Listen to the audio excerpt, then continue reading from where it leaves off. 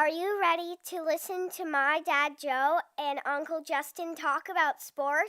Now on with the show! The Joe Mays and J-Raff Show is brought to you by Mays Sandwich Shop, which have been serving the greater West Lawn area delicious food for over 70 years.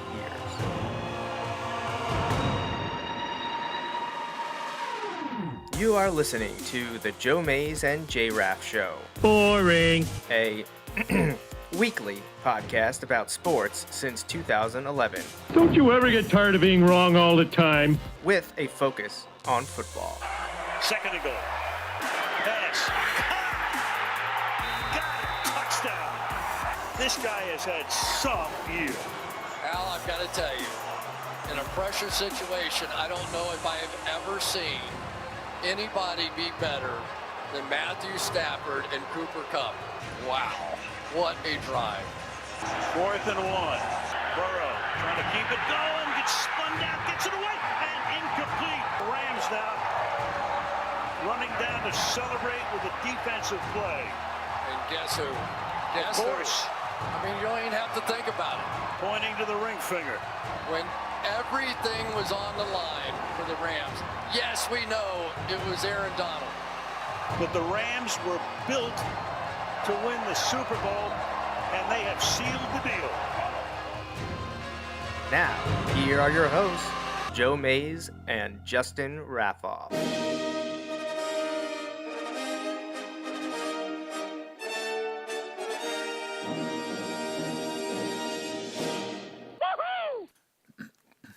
All right, good afternoon, everyone, and welcome back to the Joe Mays and J-Raff Show. I'm one of your hosts, Joe Mays, and sitting here next to me is my co-host, Justin Raffoff. Yeah, it's good to be here. You know, nice and relaxing weekend of football. Yeah, completely. Here on a Sunday afternoon, a little bit of a odd time for us to do this show. We're usually Sunday night after most of the NFL action is in the books, but we just wanted to get the show out there now as a couple games are completed from yesterday. We'll talk about both of those. And then there's a game that I don't want to talk about going on right now. I'm still flaunting my Dolphins fandom. I have a new shirt that was gifted to me by my parents on Christmas. And I have this lovely drawing behind Justin's head that was created by someone who's actually here in the studio with us today. And that would be Justin's son, Austin, who's over there with my daughters, having a good time right now, going through some old trading cards that I brought from my parents' house just this afternoon. So camera's a little glitchy, but they have spread out mostly football cards because obviously I'm a football guy. But there's some hockey and some baseball, and they've actually found some random not obviously they weren't Pokemon yet because we're talking like early 90s here. Yeah. So I don't think Pokemon came over to the States till the late 90s, but there's some kind of anime cards in there that I didn't even know were in there. But yeah, they're having a good time going through those old cards and filling out their collections now and enjoying as much as we can this Dolphins-Bills game here, as it's turned into what I kind of expected it would turn into. So, well, and the tough part is, you know, if the Dolphins went down early, okay, but to be down 3 scores is going to be tough because it's hard to picture a scenario where the Dolphins outscore the Bills by 17 the rest of the way. You know what I mean? I mean, potentially if you get some special teams and some defensive help and there. I said that to you as I was disappointed they were down 14-0. I said they had to play a perfect game. They needed to hope for turnovers and probably a defensive or special teams touchdown to make this interesting, and it's just not happening. It's not an insurmountable lead, like a 27-point lead would be insurmountable, right. But yeah, if only the Dolphins were playing against the Chargers. Yeah, then you know that they'd still be in it. Right. So, yeah, a super wild card weekend, lots of games going on. Dolphins-Bills right now, and then later when this game is finally over, it'll be Giants-Vikings, which is a rematch of That's a game. An interesting game. Just played a few weeks ago. I believe Christmas Eve, was it?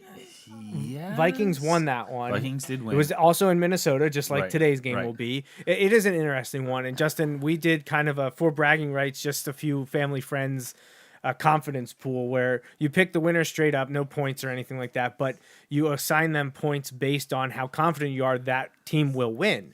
And the two toughest for me were Chargers-Jaguars, and we'll get to that one in a moment.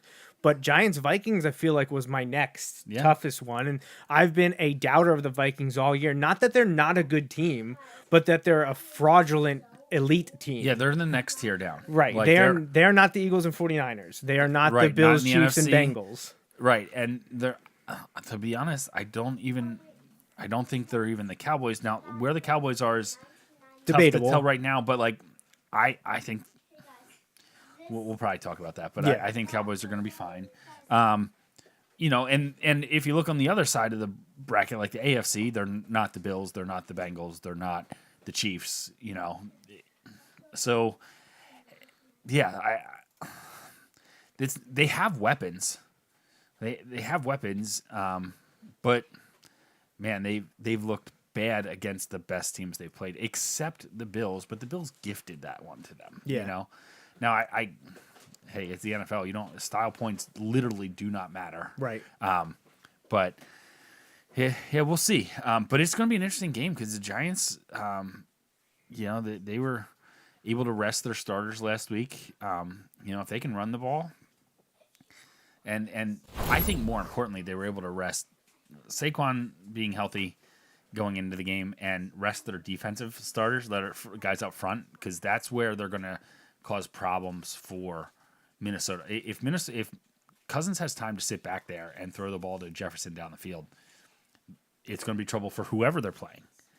In the games where it's been a problem, Cousins has been running for his life and throwing the ball to the wrong team. Yeah. And Jefferson's not getting it, and then he's a head case. And so if the Giants can keep some pressure on them early, it could be interesting. The Vikings are never out of it, as we saw with their game against the Colts, because of that passing threat.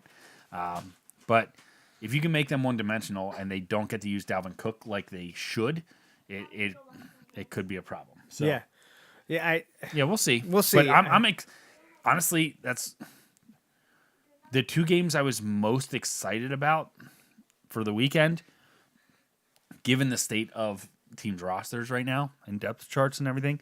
We're probably Giants-Vikings, and then the game tomorrow night. The game last night exceeded expectations for me, not just in the drama that was provided. Like, right. I knew I had that chance, but to be honest, I didn't think the Jags would. I didn't think they were up for it yet. I thought it was kind of a nice run that they had been on, but I thought the Chargers were going to get the best of them, and for a little bit it looked that way. But yeah, for a while they were up 27-0, 27-7 at halftime. They were up 1 point, 30-14. They're up 30-20 with like 4, 5, 6 minutes left in the game. Yeah. So a lot went wrong, and I was just in the middle of reading an article on The Athletic by, I believe, the LA Chargers beat writer about chargering, about how when Staley came in. Did you read that? No, Did you but see it? That term of taking a sports term and making it a verb was a whole discussion on ESPN Radio this morning, too. Oh, was it? Well, they referenced the old Clemsoning and how that is very much like the current chargering, which is teams that find a way to lose. They kept playing the Chargers radio call, which was, just straightforward, ripped defeat from the jaws of victory. Like it was, oh man, that's a tough one if you're a Chargers fan, because like I said to you, you look at the first 28 minutes of that too. They're a team that, in that regard, you're like, they could challenge for the AFC. Yeah. I'm not saying they're the best, but like, that's a team that they look like what we expected the Chargers to be at the beginning of the year. Right. The best or second best team in what was going to be the best division in football. And in reality, we were way off. In reality, they ended up exactly what we thought they were. The second best team in an average division. Right. And that last night showed why they didn't beat the Chiefs for the division this year. They just can't get it done. They can't get out of their own way. And yeah, Brandon Staley, there's plenty of blame to go around. And in part, I'm not looking to deflect blame off of him necessarily, because this isn't an isolated thing. You know, they missed the playoffs last year in part because of his decision making in Week 18. They got themselves behind the 8 ball this year in the playoffs because of his decision making in Week 18. But Brandon Staley didn't miss a 40-yard field goal. Brandon Staley didn't overthrow a wide open guy in the end zone. There's plenty of blame to go around, not just on the coach. So it's one of those where, yes, he gets some blame, and I wouldn't surprise me if he gets fired. I think that's an amazing spot for Sean Payton to go. I think it almost makes too much sense for that to happen, especially knowing that the Chargers historically do not like to spend money on anything. Right. But I did see some. So it's interesting to me. There's some crossover in who I follow on things like Twitter between like the professional teams I follow and the college teams I follow. But there's also lots of divergence. Like the common point is Penn State, and then the Penn State accounts that I follow are run by people who, like, their interest is other teams in the pros. Right. So seeing last night people just being like, seeing Ohio State guy Bosa lose control and be part of the reason why his team lost is they're like, I'm here for all of it. And again, it wasn't just him, but that was a key mistake they made all the wrong mistakes at just the right time to cost themselves the game. Yeah. I texted you and Adam last night. Yeah. 9:53. Well, Adam and I, kind of tongue in cheek, but we're saying like, if anybody can do it, it's in terms of blow it, it's the Chargers. And then you just straight up are like, when they they're gonna blow gave up that touchdown. So it was in the article I was reading from The Athletic about this disaster that happened last night for the Chargers. About how they were up 27-0, got the ball back with just a few minutes left in the second quarter, and they fumbled a handoff on a jet sweep, which they recovered, but then they had to punt. And Trevor Lawrence led a 53-yard touchdown drive then to cut the lead to 27-7. And that's when I texted the group and said, the Chargers are going to blow this. Yes. And this is at 9:53. This is right before halftime. And then I was up for another half hour or so, showered, hopped in bed, sent a few texts to you guys, and then I was out. I missed the rest of the game. I had to get up early for work today, so I wasn't going to stay up to watch a game that, was trending towards a blowout. Right. But just in my mind. And you're interested in because it's a playoff game, but Right. like it's not enough to the point where it's Right. keeping you up. And I knew I was going to be sick today because of the Dolphins-Bills game, so I didn't need to have no sleep for that. But I just went to bed thinking, the Chargers are going to blow this, aren't they? And I wish I had some kind of documentation from it, but I remember watching the Vikings-Colts game when the Colts went up that big, and I was like, they're going to blow this. They're going to blow this. I took my daughter to a Girl Scout service project, came back and watched them, and I'm watching the game, and it was still very big deficit for the Vikings to overcome. But I'm sitting there watching it, and just something's telling me they're gonna blow this game. Right. I don't have any documentation for that, but I have documentation for last night where I said the Chargers are gonna blow this. And now at the time it had only been a 20-point lead. Not insurmountable. It's still a pretty big lead. No, but the thing is too, it's not like the Chargers had just gotten lucky. I mean, I guess in a way they did with some of the picks and stuff, but like it wasn't like, there are a couple unlucky bounces for the Jags or lucky bounces. No, like the Chargers were dominating in every facet of the game. The Jags could do nothing on offense. They couldn't stop the Chargers running or passing. Like the Chargers had everything going their way. The biggest thing that can But man, and is this some of my bias coming through? Probably, but man, Doug Peterson steadied the ship, man. He did not look phased. Trevor Lawrence looked phased throwing those picks, which, again, throwing 4 picks in the first half of a game, your first playoff game, I understandably would be frustrating. Like, I get that. There was honestly moments that I was like, is Peterson going to pull him? Yeah. Yeah. But then I'm like, he's a second-year guy, kind of gets a pass for his first year. This is your first playoff game. You got to stick with it. The joke popped in my head that Nick Foles isn't walking through that door, but they didn't need him. And as much as, like, you and I have, I don't even want to say, we certainly aren't bashing him. We just haven't jumped on the transcendent generational talent train No. as quick as everyone else. But to be able to put that behind you from the first half, and really starting with 2 minutes left, to go down and get that score, and then the last 32 minutes of that game, he played really well. And we've seen it. They did it they did it against the Cowboys. So I almost look at the Jaguars as one of those teams. You know how they like talk about this sometimes, how like they're almost too young to realize that, oh, you're supposed to just give up and not win this game. You know what I mean? Right. Like they're almost too young to realize it. Like I kind of feel that way with the Jaguars. Like they're too young and naive to realize, oh no, that game's over at 27-0.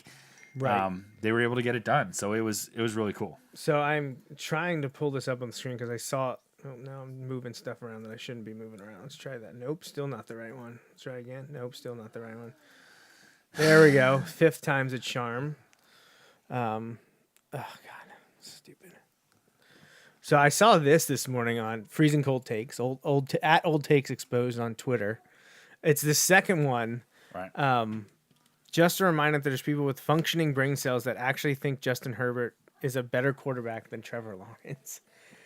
And I know after that game, maybe there's more of a discussion to be had, but honestly, I consider myself to have functioning brain cells, and I absolutely 100% would take Justin Herbert over Trevor Lawrence, even right now today. I agree. I couldn't. So here you go. We do this all the time. If Justin Herbert were on the Jags, do you think they'd be better or worse?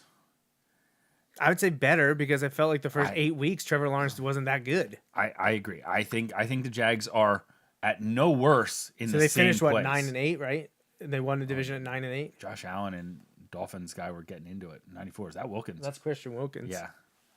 And then the linemen step in and it gets all crazy. But it started with Josh Allen and him going at it. Well, anyways, that's happening. But yeah, so they were 9-8.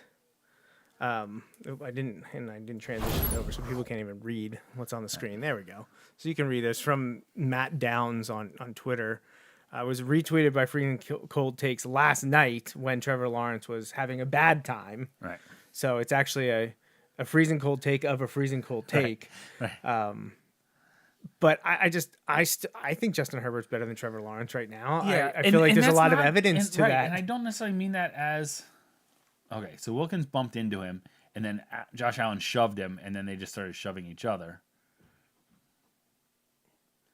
Well, why were they? Was there a play that he was blocking downfield, or what was? No. It was behind the play, but he didn't knock him down.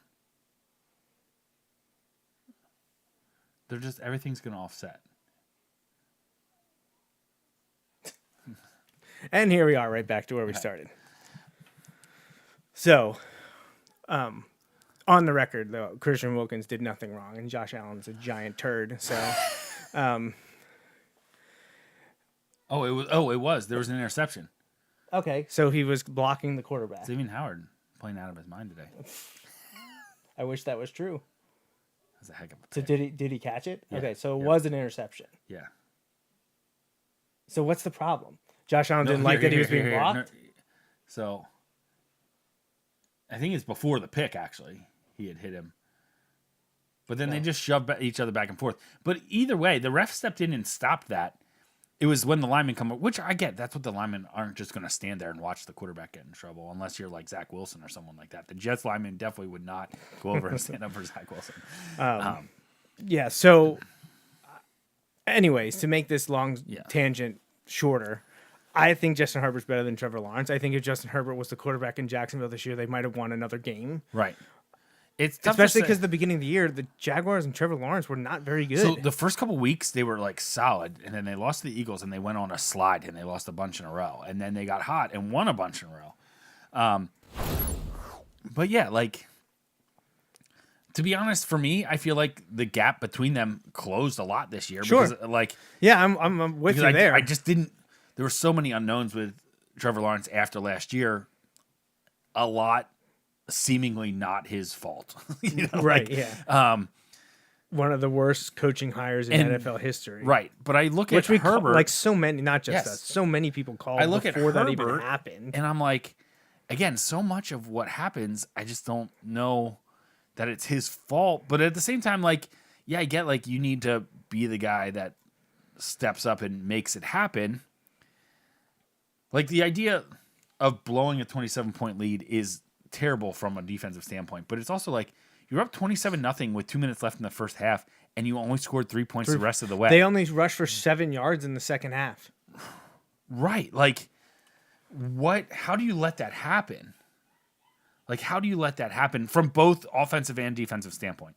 So, like, when I look at it, it's just a tough spot because, like, again, there's plenty of blame to go around for the Chargers, but I'm confident that they're not looking. This is stating the obvious. They're not looking for a quarterback replacement to like fix their problems. That's not the issue. They're gonna change lots of other things probably there, but they won't change the quarterback. Nor should they. But like again, I think the Jaguars are maybe a tick better with Justin Herbert as their quarterback, and I think the Chargers are maybe a tick worse. But it's so hard because we just went and stated how there's so much. I hate throwing it that short. Oh my goodness, never mind. It was perfect. I was about to interrupt you and be like, Dolphins are going for it at 4th and 8 at midfield. What's the worst that could happen? And threw the ball 2 yards behind the line of scrimmage. Hey, Jeff Wilson, baby. That was a heck of a block to pick up that first down, though. But you know what I mean? Like, it's so hard because, like, again, not to the degree that Trevor Lawrence had to deal with last year, but there's so many things that go on with the Chargers that, like, I don't know that it's fair. Is it any better? I don't know how, like, it would be to judge anybody by that system, but Yeah. yeah. So there was a whole bunch going on here. You can't. Before we got in that tangent, Yeah. I wanted to talk about field goals, settling for field goals, missing Yeah. field goals, because that doomed the Chargers. Yep. Missing a field goal, even settling for field goals when they could have gotten touchdowns. Same thing Yeah, with the Dolphins they just now. They they had said it it earlier. inside the 25 or something and had to kick a field goal. You're not going to come back and win games by kicking field goals. And then yesterday I texted this to you, the 49ers. What was going on in that first half? I don't know what was happening. Well, and that game got away in a hurry, but it all hinged on illegal man downfield penalty, Multiple. which I really don't. I get it, but like when the NFL rules announcers like you get 1 yard, they're going to give you 2, and the guy is 2 yards, and they didn't give it to him, and then now it's easy. Geno Smith don't fumble in the next play. Like they did plenty to screw it up too. But yeah, like the Niners were Struggling. I mean, Yes. they were moving the ball, but they were settling for Right. field goals. And, all props to Robbie Solid Gold. Yeah. 'Cause, he was on the Penn State team in 2001. It's now 2023. And he's still kicking at 40 years old. Good for him. But they were losing at halftime, 17-16, because not only were they settling for field goals, they also made stupid penalties. I don't know what Ward, their safety, the 49ers safety, was doing. Geno Smith was clearly in a slide. You know that's getting flagged. Right. That's the thing. We can complain over and over about protecting quarterbacks and blah, blah, blah, but there are rules in place that the players know. And yet they still do the things that constantly get them flagged. and sometimes it is borderline. That was not. He was. That was not. Like sometimes the guy gets flagged and you're like, yeah, he had started the slide, but he wasn't even on the ground yet. Okay, and it's happening really fast. His legs were on the ground. His legs were on the ground. Like that. He was down. Like yeah, so stupid. Put him in. I mean, long field goal range, but now, thankfully, he didn't hit him in the head. no. Well, he might have. They said he probably would have gotten ejected. Yeah. It's just one of those. But see, like to me, I feel like the Niners looked like what I thought. They are really solid on offense, but even their big plays on offense. Oh my goodness! Oh, he dropped it too, and now he's hurt. Almost all of them. Almost all of them were short plays, where the Seahawks missed tackles and they turn it upfield for long gains. Yeah, it's probably. I mean, it's a bold strategy to not cover or tackle Christian McCaffrey like that. Yeah. That's an interesting one for sure. But I mean, the Seahawks were in at halftime, and then they just fell apart in the second half. 49ers took over. Kind of was it ended up being what I expected, Yes. but I was certainly sweating it out in the first half. Oh, I was rooting for it. If I that's what I mean. I didn't care. Right. I don't like the Seahawks because I'm not a Pete Carroll fan. No. I don't dislike them as much as I did years ago with people that are on the team that are just not likable. Right. Most of them are gone, or all of them are gone, except for Pete Carroll. He's just not my thing. I couldn't handle him at New England, which I was happy when he was in New England because they weren't good. But then he went to USC and all the USC stuff, and I've always disliked the Seattle teams. So I wanted the 49ers to win, but I was certainly sweating it when they were keeping it close. But San Francisco turned it on and showed why they are now on an 11-game winning streak, and some say the best team in the NFC. They'll get to prove that. If not next week, then in 2 weeks. We'll see who they end up playing. That all hinges on the next game. That'll start at, 4:30, Giants-Vikings. Yeah. That game matters for who the Eagles will play and who the 49ers will play. Right. Yep. That's the determining game left. So, But do you have anything from 49ers, Seahawks, or Jaguars, Chargers? no, the thing I kind of lost some interest in the second half there when it got away, but there was a point where I think the Niners had only been stopped one possession where they didn't score some points. Like you said, they were getting field goals on a couple of them, which is a problem. You need touchdowns in the playoffs, but Yeah. They Say it louder like- for the team in Buffalo I right know, now. right, lining up for their second one here. Well, Jason Sanders has had an awful 2-year stretch, so we'll see how this goes. Yeah, but you look at it, so their offense can be scary good at times, but their defense got it. The secondary was exposed to me at times too. DK Metcalf had a he had a huge game after having one combined catch in the previous 2 games this season against. So maybe the big game is the anomaly, It could be. But Well, I he also made look it. at He it made like, it. yeah. So he's made 2. 11 points. Okay, isn't- you're down crazy. 17-0 though. You had 2 drives that you got Well, and into that one their started at territory. midfield Right. because of the pick. Oh God. Right. So they at least responded and stopped the bleeding to make it into Absolutely. a game, because as long as they can Well, here keep you Buffalo go. Now, off the now the it's scoreboard, 2:15. right? You just need to get in. Get to minus halftime 11. down 11. Right. Get Get to in halftime minus down 11 and you're okay. Don't Like, get in the halftime down 20-6 or 24-6. Right. Like, you're not the Jaguars, okay? Trevor Lawrence is not walking through that door. Skylar Thompson's on that field, not Trevor Lawrence. So let's keep it real. But Yeah, I just the Niners look good though. It's a divisional game, so like it's gonna be tough. Here you go. Just they'll never see it coming. Onside kick is. onside kick. Yeah. God. That would be an interesting decision. To get another ball at midfield, and then maybe they And could then kick kick another another field field goal. Going down. Good, great, grand, 17-9. wonderful. So, all right. Giants, Vikings, we kind of already touched on a little bit. I do feel like this one is also sort of a toss up, like I felt like last night's game was going to be. It'll be interesting to see what happens. The big thing is my oldest daughter, Natalie, is super into sports over the last 9 months or so, especially I football. know you're really torn up. I know about it that. really hurts that she's into that. This morning I told you this when you came, but it was 8:30 this morning. I got home from work, and she's like, "What time's the pregame start?" I'm like, "It's 8:38." I was like, "Football starts at 1, so pregame Sun's will be barely up here. It's like pregame will start at 10 to 11, but then I'm like, well, we get NFL Network. That's what They've got- NFL Network's NFL for. Network's got to have something. So I turned on NFL Network, and they were playing the condensed version of the 49ers Seahawks Okay, game, okay. where they play it the whole game in an hour or Yeah, whatever. yeah, those are perfect. So Those I are turned awesome. on the end of that, and she sat there and watched the end of the game that we already watched yesterday. She watched that, and then at 9 o'clock, NFL Game Day Morning came on, and we just watched that for 2.5 hours Awesome. until we went to have lunch with my parents and pick up my box of cards, which they've abandoned us now. They even shut the door. They're like, I don't want to listen to these two jokers talk. So Natalie's excited and interested in watching this. She's participating in the confidence poll, and she made her own bracket. She's filling out the bracket as it goes on so that she has it. It's been really fun.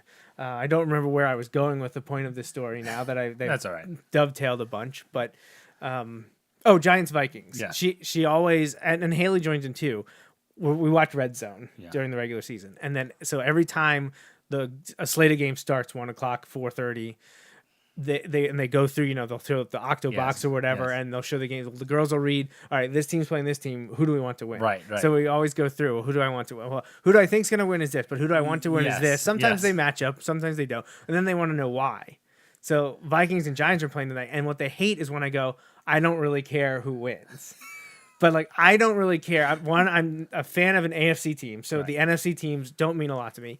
The Giants and Vikings are not a team that I have a hatred for. Right. There's obviously a handful of teams I do. Most of them are AFC teams for obvious reason, rivalry reasons.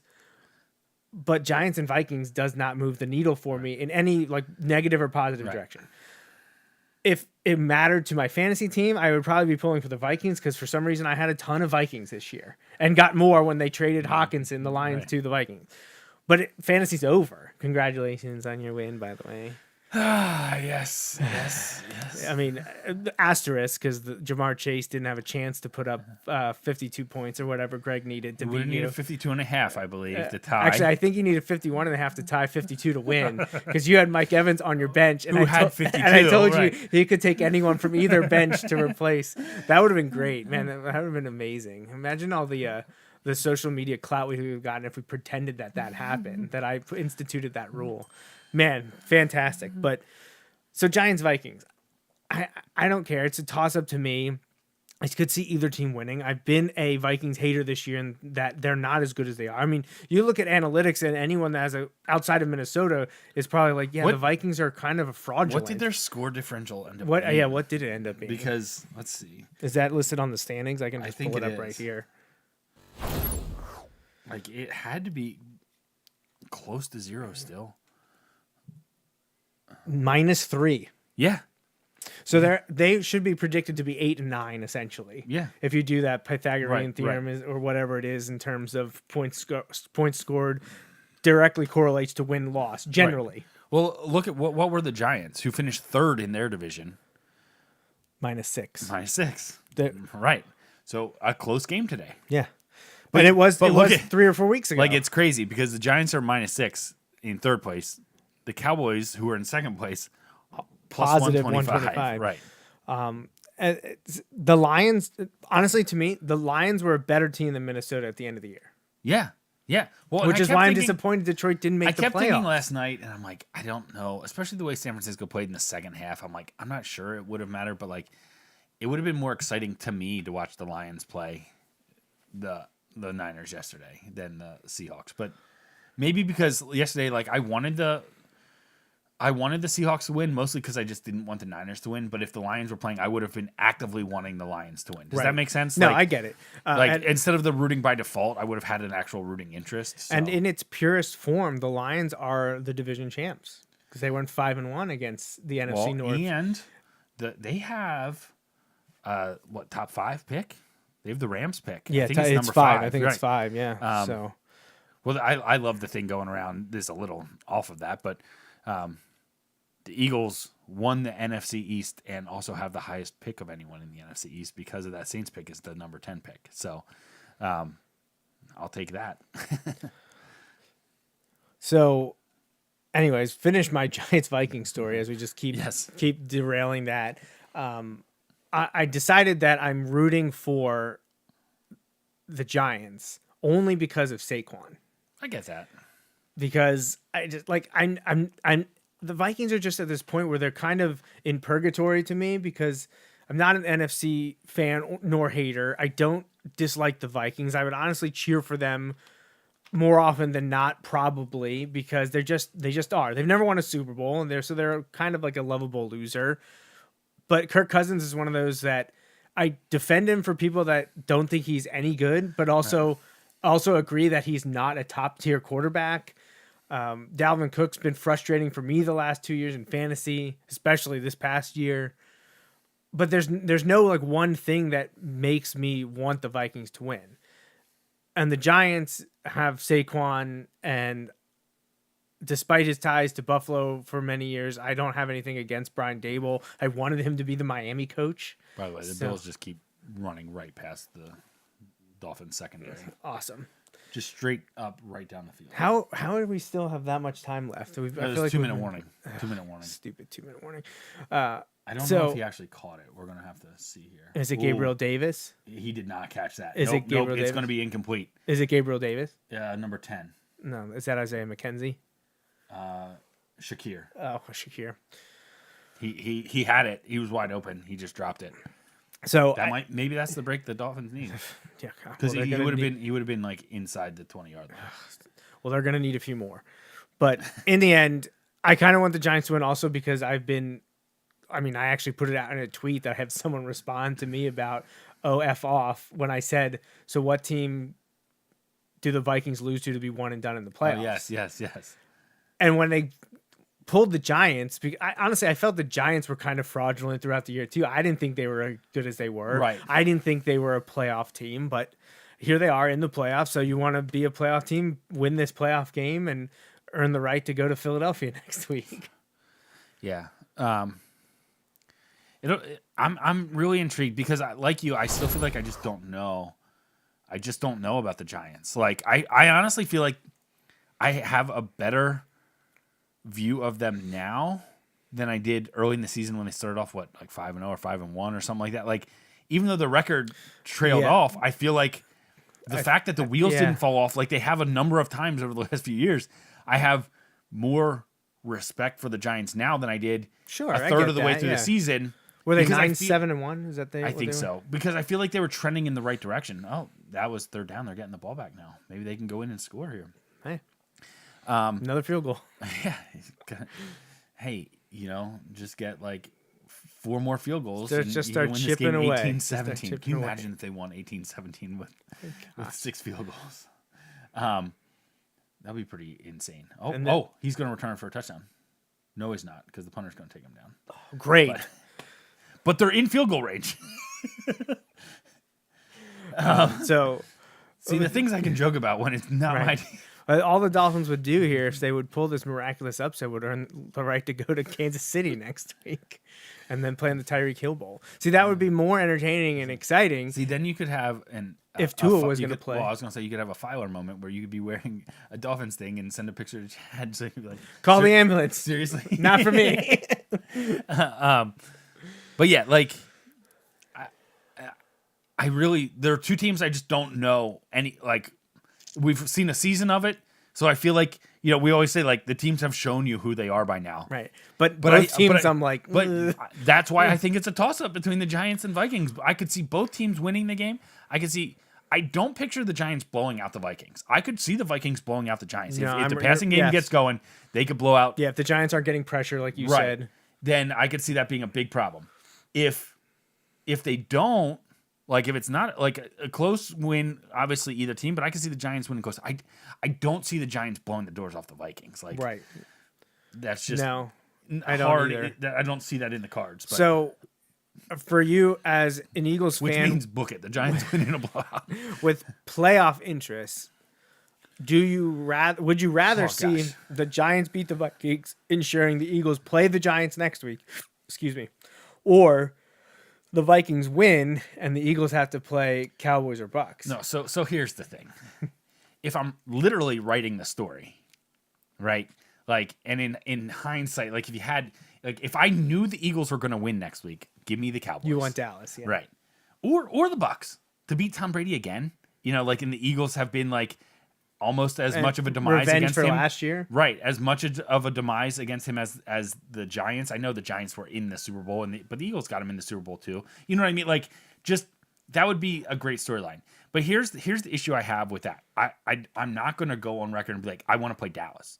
I'm also don't want to be on record and be like, hey, let's hope we play Tom Brady. Right. Like even with everything he's shown us this year, that doesn't feel right. You know what I mean? It doesn't feel right. It doesn't feel good. I'm not excited about playing the Giants, but like there would be something to know today. Right. Like today, in my mind, that would essentially guarantee that the Eagles would play the Saturday game next week. Because if he was short. Because if they're playing the Cowboys, or if the Giants lose, then you can almost be guaranteed that the Eagles will play next Sunday, because they're not going to make the winner of the Bucks Cowboys play Monday, Saturday.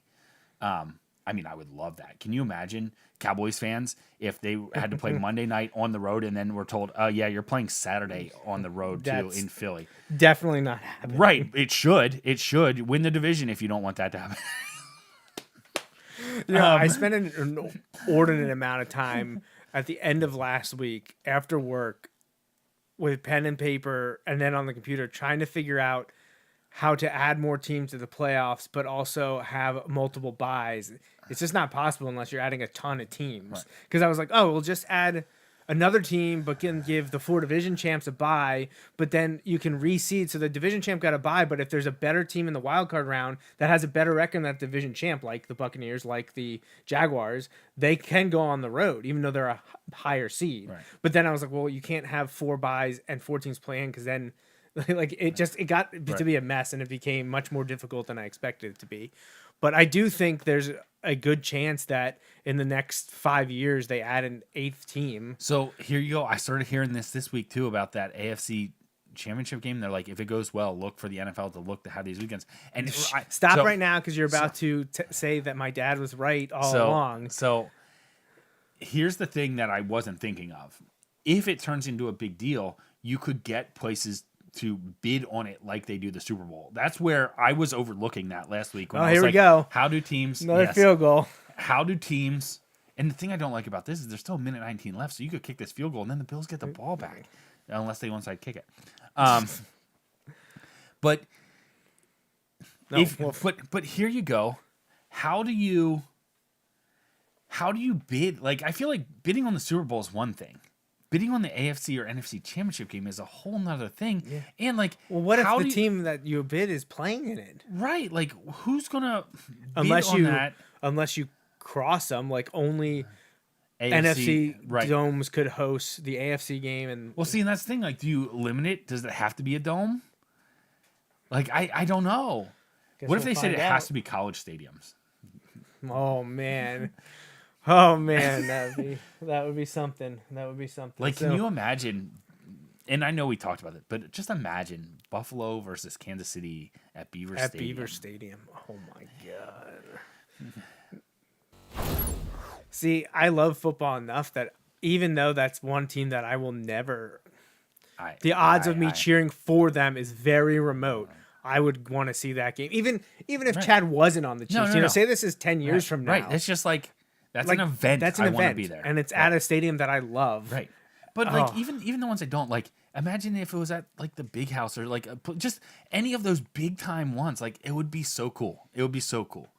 I saw somewhere that said Atlanta is like, if you just do it like Google Maps style, miles from like Kansas City to the stadium in Atlanta, it's like 3 miles difference for Kansas City than Buffalo.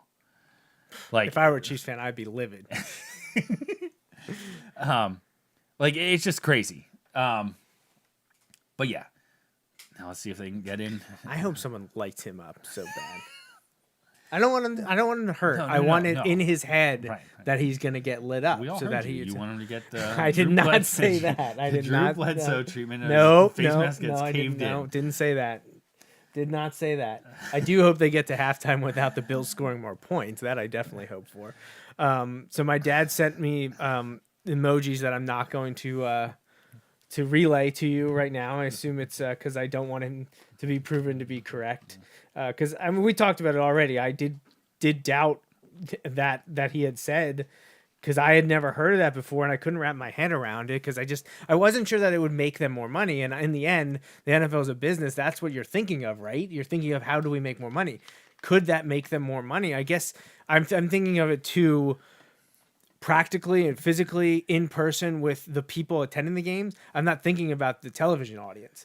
Right. But would see, would that I don't think the television audience up higher? No. It doesn't matter where the game is right, played. and right now they're not paying to use the stadiums where they are. It would have to be. It would have to be a scenario like the Super Bowl where places are bidding on it. But again, you're not going to have.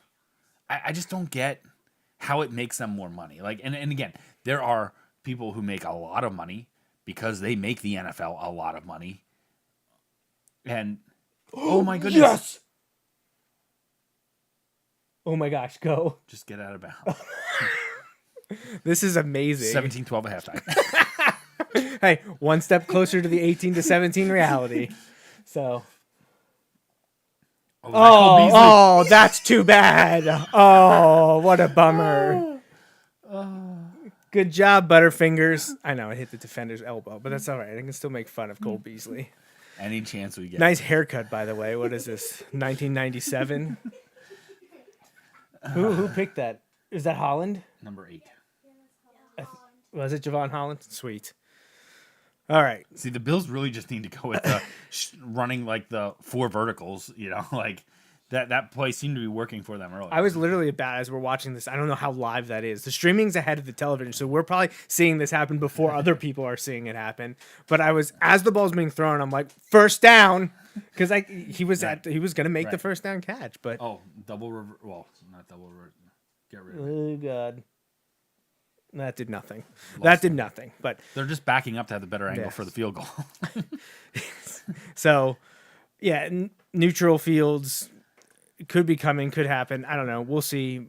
It'll be fun to play at college stadiums. I don't see Beaver Stadium itself eventually will not have that problem because college football playoff is going to dictate that Beaver Stadium's also able to be played. But the bigger thing is hotels, travel. Beaver Stadium does not make sense for and the airport. Now, most teams have charter flights, so it's not really an issue there. But for getting everyone else there, it's kind of an issue. So unless someone would come in and bulk up the State College Airport or increase the infrastructure in and around State College, I just don't see that as a viable option. Well, maybe, and it would be one thing if it was like college football playoff is even different because, well, they talked about this, about how like the workers, so many are student workers, students aren't there during that time, but students would be back, so in terms of workers at the stadium, but it's just an interesting scenario. But like, it's fun to think about.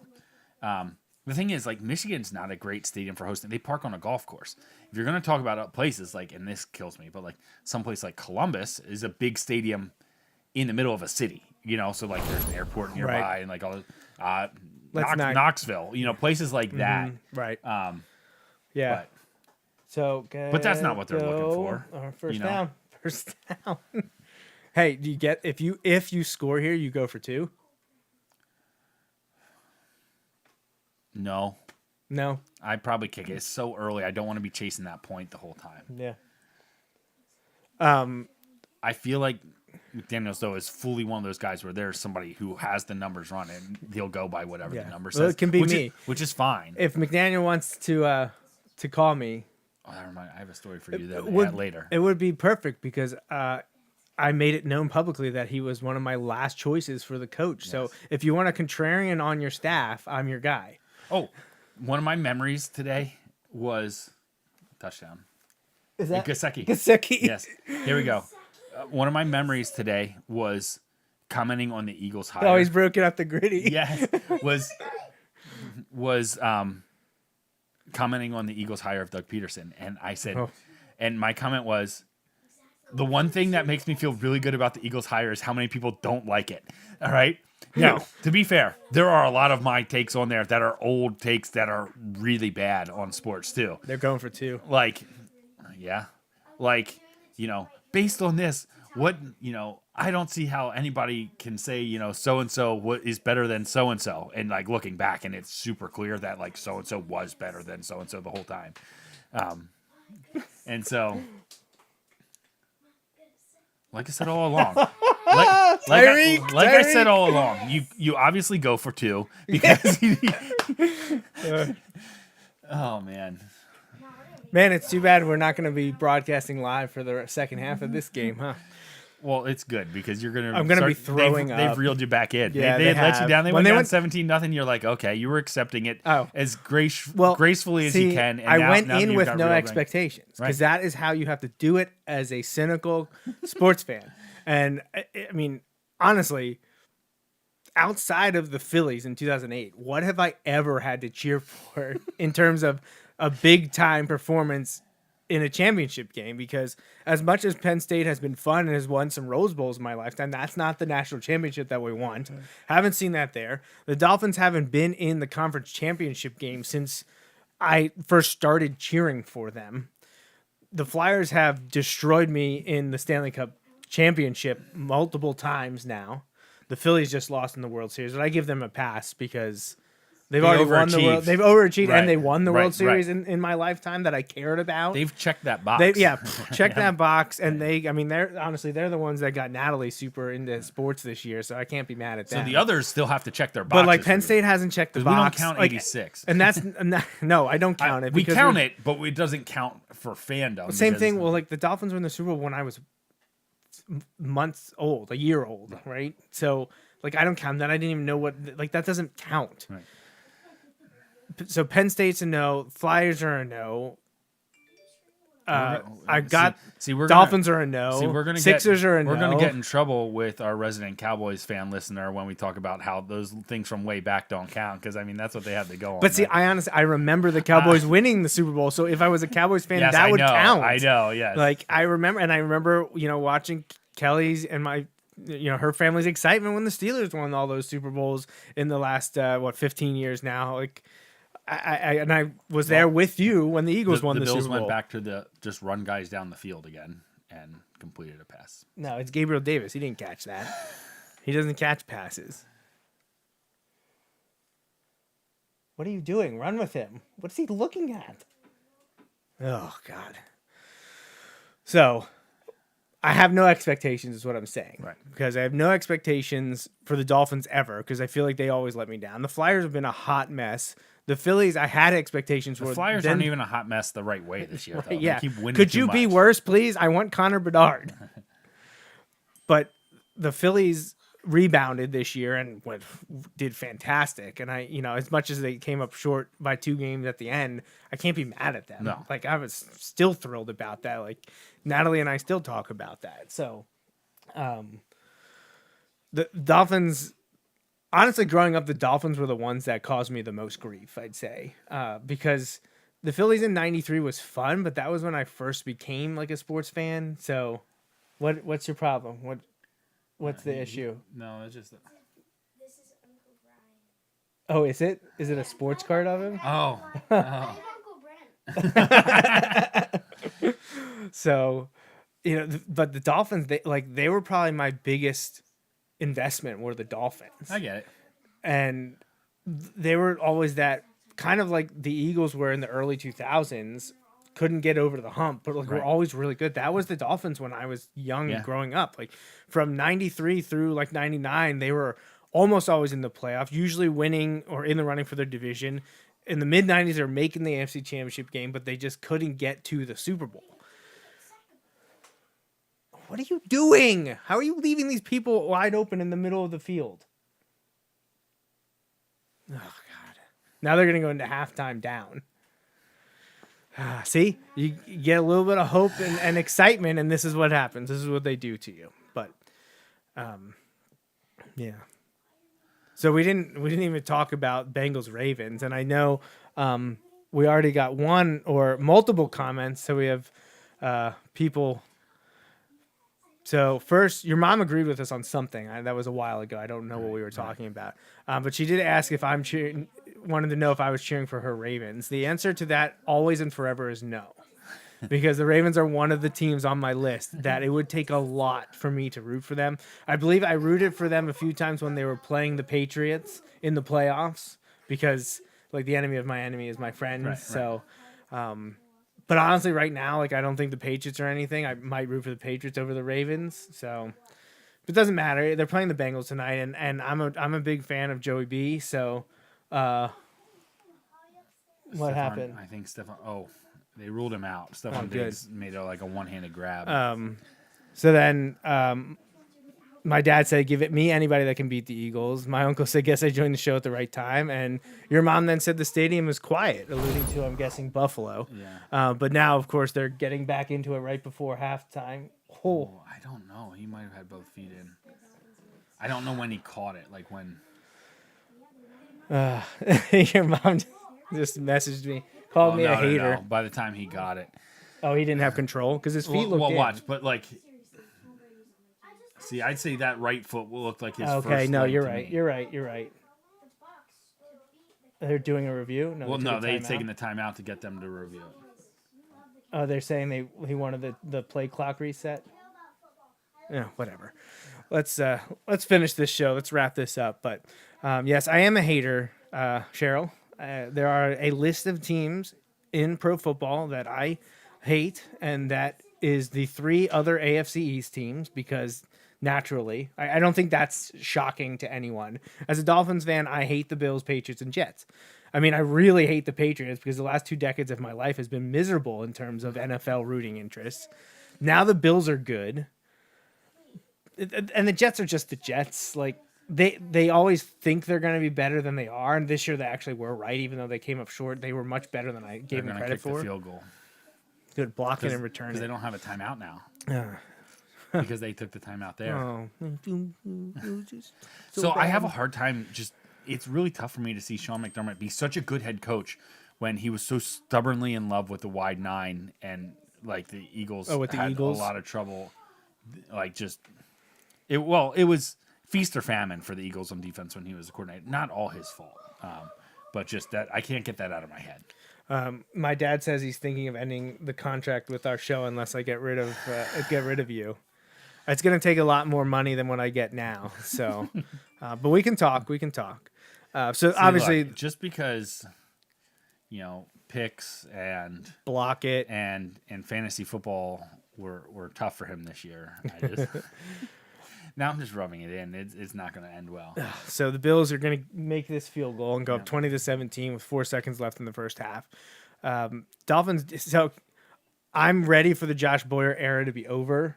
I think it proved that. I mean, don't want to get into the Brian Flores stuff, but I think it proved that he had a bigger impact on the Dolphins defense than Josh Boyer did. So I would not be disappointed to see Mike McDaniel change directions or Boyer go somewhere else. Right.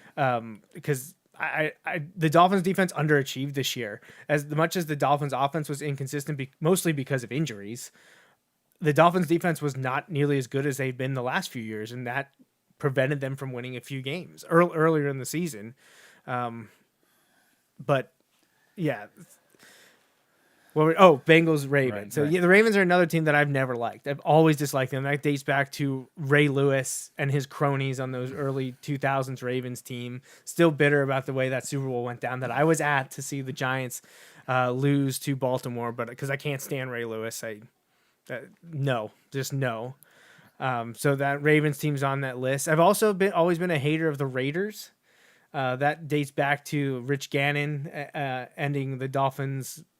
I guess that might have been the last time they were in the playoffs after a playoff victory. Might have been then, or they might have started the years without the Dolphins winning a playoff game because it's now been 22 plus years, depending on what happens the rest of today. But I just don't. The Raiders just always rub me the wrong way. No, I get it. The Raiders are. So that's my 5 AFC teams are. NFC wise. Right now, Packers because I hate Aaron Rodgers.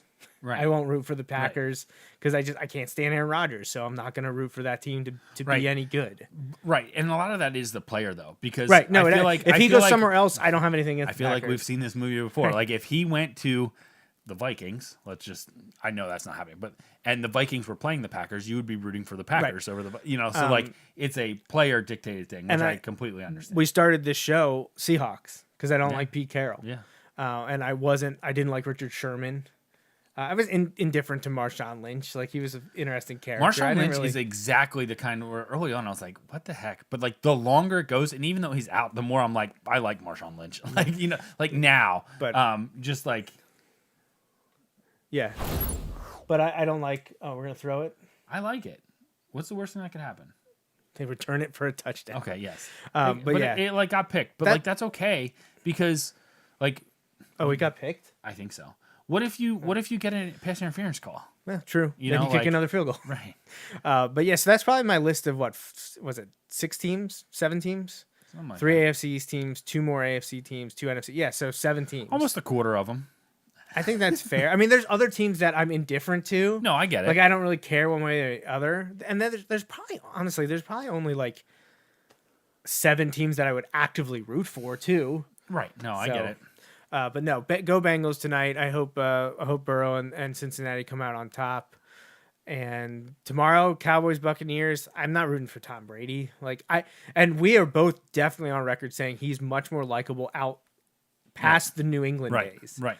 And I don't know if that's just because I actually always liked Tampa Bay until he was there. I was always a Bucs fan. See, Growing don't, up, I was because it's irrationally because they stole one from the Eagles. But I was like, I love the Mike Allstott, John Lynch day, like those days. Dude, Warwick Dunn. Warwick Dunn, yeah. Like those days in the late 90s, early 2000s, right around there is when they got really good and started to be a pain in the Eagles side, which at the time was a bonus for me because I was completely the Eagles were on my list of teams that I hated. I've grown past that now. Before they even won the Super Bowl, I just didn't care. Right, there's just a team that I was indifferent to. But I love the Bucs, and then when Brady went there, I was like, well, I can't root for them anymore. But he's much more likable now that he's not in New England. He honestly feels like a weight was lifted off of him, and he became much more self aware, and irreverent. So didn't care about a lot of things. So, but I don't want to see him win again. I don't want that to continue. So I will be rooting for Dallas tomorrow night to win that game. Also, I'm very interested to see either a Dallas-Philadelphia or a Dallas-San Francisco divisional round game. Here's if the Eagles were, if I knew the Eagles would win, beating Dallas would be in the playoffs would be phenomenal. But I'm never gonna hope for that because the alternative of losing to them is the worst case scenario. Right. Yes. So 100%. I don't want that to happen. No, I completely understand. It's one of those things. If you know the outcome, you want to play your rival. Yeah. It's like if anything with Wilson Mifflin. If you guarantee we're winning, I want to play that. Right. In the district championship, if that was ever possible. Right. In football, that would be great. Yeah. You guarantee that we're winning, I want to play that. But if you tell me I don't know what the outcome is, man, it'd be rough to lose that game that way. Yeah. And it goes to everything. Same thing, AFC Championship game. If you tell me the Dolphins are going to beat the Bills, Jets, Patriots, and that's a guarantee, give it to me. Thought, can you? And it's still possible. I'm not saying I'm rooting for this because honestly, I'm probably rooting for the opposite. But can you? There's a chance that the NFC East could have 3 teams of the 4 in the NFC next week. Well, yeah, and it would set up a possibility of Philly Dallas in the NFC Championship, because Philly would play the Giants and Dallas would play San Francisco. I also see, honestly, I think that's the path I want, just because you get the playoff rivalry history of Dallas San Francisco, which was huge in the 90s, and then Eagles Giants is a rivalry game, and then you either end up with Eagles 49ers, which is the top 2 teams, the NFC teams, the 2 teams everyone thinks are the best teams in the NFC, or you end up with Dallas Philadelphia. I don't think anyone has to go into that one. The odds of getting Giants 49ers isn't high, but there's also history between the teams. Right. So that would be the best possible and you outcome. have the Giants beating the Vikings and the Eagles on the road to that. So I feel like there's be a lot. Right, you've earned your You're not going to luck your way into. I mean, you can get lucky here and there, but you win 2 playoff games to make the championship. You've earned your way there. Right.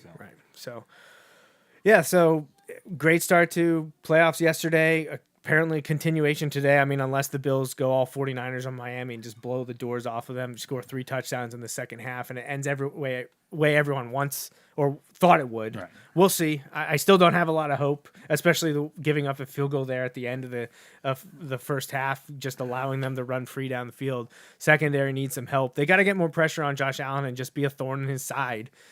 And Miami's got to at least get another touchdown. You can't just keep kicking field goals.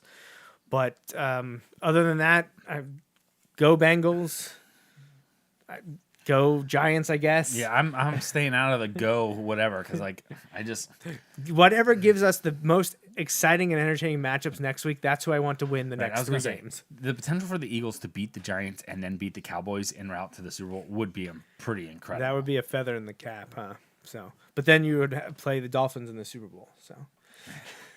That would not be good for the show. That wouldn't be good for the show. Actually, it might be very good for the show. It would not be good for you and I. Yeah. Friendship over. So. All right. I think that's about it. And Jalen Hurts plays against Tua in the championship. See, well, that's another I know thread in there that we haven't even been able to talk about. Well, one, Miami's got to not lose to the Bills, which they're losing right now, and they're certainly undermanned and don't have the talent necessary to hang with Buffalo. But then they'd have to already play next week without Tua again in Kansas City.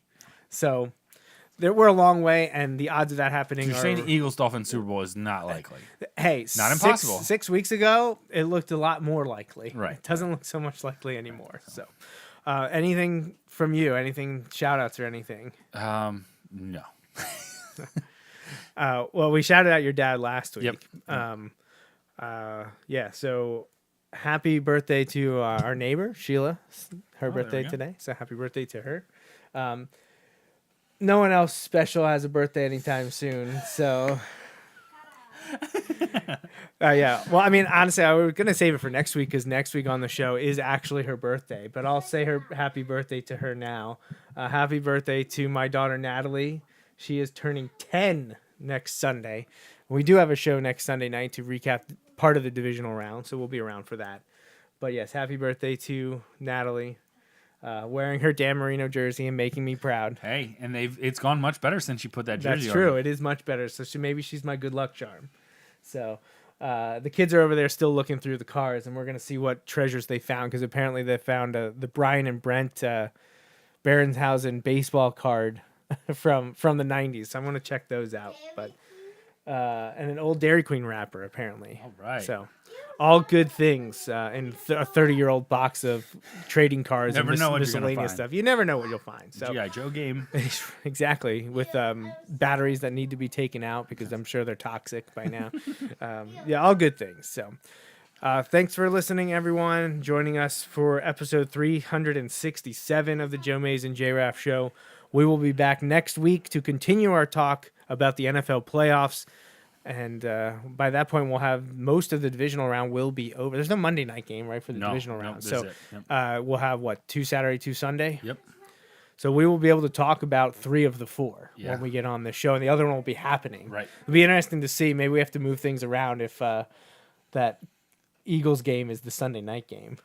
Yeah. Unless you want to have this experience where we get to watch it while talking. If they're playing Dallas. Eagles Cowboys live on the show. That has to happen. Gosh. Eagles Cowboys live on the show. And we do the whole game.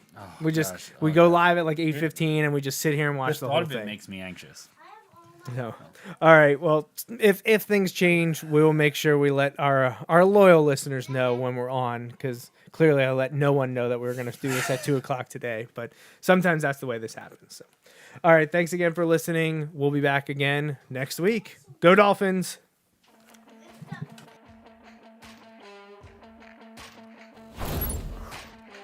That's a wrap on this episode of the Joe Mays and J-Raff Show, brought to you by Mays Sandwich Shop. You can watch each weekly episode live on Facebook, Periscope, or YouTube. Be sure to like, follow, or subscribe to the show on Facebook, Twitter, YouTube, SoundCloud, Apple Podcasts, and Google Play. You can also rate and review us on many of these platforms as well. We'd love to hear from you. Send your email to the Mays Sandwich Shop inbox at joemaysandjraff@gmail.com. The Joe Mays and J-Raff Show is a part of the JMNJR Radio Network, home to other productions such as The Bulldog Hour, Tangents with Friends, and Nat Chats with Dad. Until next time.